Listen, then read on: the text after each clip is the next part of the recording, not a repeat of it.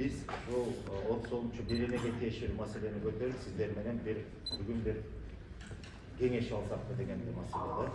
Ушул беренеде өзүндө деле каралып айтылгандай, негизинен ушу мамлекеттик органдарда, муниципалдык органдарда мамлекеттик тилди өнүктүрүү боюнча, ошол мамлекеттик тил боюнча адистер ошол тармагына тиешелүү болгон иш бүткөнүнө, өзгөчөлүгүнө, тармактын өзгөчөлүгүнө жараша ошол бир жылдык планды иштеп чыгуу маселеси. Ошо жалпы мамлекеттик тилди өнүктүрүүдө ошол ар бир тармак өзүнүн тиешелүү салымын кошуу маселесинде, анан ошол ишти уюштуруу, ошону жөнгө салуу бул негизинен ушул сиздердин баарыбыздын түздөн түз милдетибиз. Ошо боюнча бир кеңешели дедик. 25-жылга карата ар бир мекемеде, ар бир органда мамлекеттик тилди өнүктүрүү боюнча бир жылдык план иштеп чыгуу. Эгер иштеп чыгып бекитсеңиздер, анда ошол боюнча бир ой бөлүшөлү. Дагы бирisi ушул мамлекеттик органдар арасында дагы тажрыйба алмашуу маселесин да биз эске алып атабыз. Мүмкүн кайсыл бир мекеменин жакшы тажрыйбасы болсо, анда ошону башка мекемелерде, башка органдарда ошону колдонууга алуу мүмкүнчүлүгүн ошо боюнча суроо жооп талкуу дагы каралып атат бүгүнкү жыйында.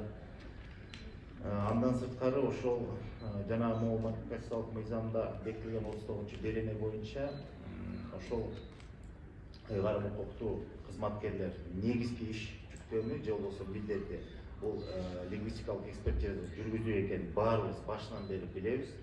Бирок тилекке каршы баардык эле мамлекеттик органдарда, мекемелерде бул маселе өз орду менен чечилип, өз нугунда иш алып бара элек.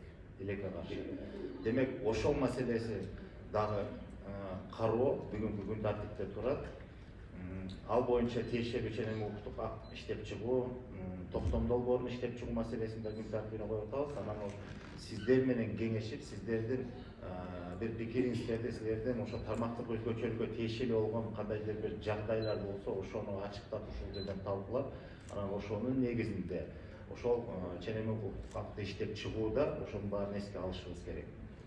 Юристтер дагы анан негизинен ошол мамлекеттик тил боюнча адистер, сиздердин көз карашыңар, силердин ушул ченем укуктук акты иштеп чыгууда силердин пикириңиздер, сунуштарыңыздар эң зарыл. Андан негизинен ушул эки маселе. Анан бизде азыр ушул алдын ала түзүлгөн программа боюнча 24-жылы жасалган ошол улуттук комиссия тарабынан иштелген бир нече продуктубуз бар. Жаңы быйыл гана ошол ишке ашырылып атат. Анан ошолор менен кыскача тааныштырып, анан сиздердин өз тармагыңыздарда алып кетип аткан ишмер жүргүңүздөргө ошону дагы кошо камтып, ушул жаатын дагы эске алып, ушул продуктуларды жалпы жарандарыбызга, кызматкерлерибизге баарына элибизге жеткирүүдө силер дагы ошону бир колдош кылып, чогуу чагым бирдиктүү бир иш жүргүзсөкпү деген бир тилегибиз менен биз бүгүн ушул жерге эки мекеменин, биздин баягы кызмат көрсөтүүчү мекемелерди чакырдык. Себеби былтыр биз 24-жылдын улуттук программанын алкагында өзүбүзгө таандык болгон улуттук платформага жайгаштырылган котормо кызматын иштеп чыкканбыз. Мисалы, биз буга чейин котормого азыр деле муктажбыз.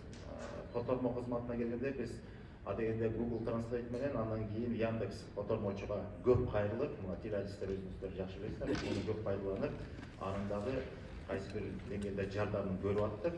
Адегенде башында кыйын болуп атты, кийин улам жакшыртып, улам такшалып, алар дагы бир кайсы бир белгилүү деңгээлге жетти. Бирок биз аны менен токтобостон, биз өзүбүздүн улуттук платформада жайгашкан ушул котормо кызматыбызды иштеп чыкканыбыздын бирден бир себеби дүйнөдө ар кандай жагдай болуп атат. Ар кандай бир кырдаалдарга жараша жанагындай бир чектөөлөр болуп атат, же болбосо санкциялар киргизилип атат. Анан кээ бир продуктулар дагы ошол чектөө санкциялардын негизинде мүмкүнчүлүктөрү чектелип, кызматтары толук катуу болбой калышы мүмкүн. Ошондуктан ошол биздин өзүбүздүн улуттук платформада жайгашкан ушул котормо кызматын иштеп чыгуу бул биздин ишибизди үзгүлтүксүз алып кетүүгө дагы өбөлгө болот. Анан ошол программаны алып иштеп чыкканбыз. Мына ошол продукт деп коелу, ошол продукттун иштеп чыккан биздин кызмат көрсөтүүчү Улутсофт компаниясынын өкүлү. Бул жерде Улан Байалиев мырза отурат, бизге чакырдык элек. Азыр ошол программа боюнча кыскача таанымын өткөрөт. Андан сырткары былтыр биз дагы бир жаңылык киргизгенбиз. Тилди үйрөтүүчү, жеңил, оңой үйрөнүү үчүн атайын кыргызча оңой деген аталышы менен мобилдик колдонмо иштелип чыккан. Ошол мобилдик колдонмону иштеп чыккан кызмат көрсөтүүчү бизде жеке ишкер, бул Данияр Карабаев мырза отурат. Америка университетинде өзү окутуучу, тил жаратымында.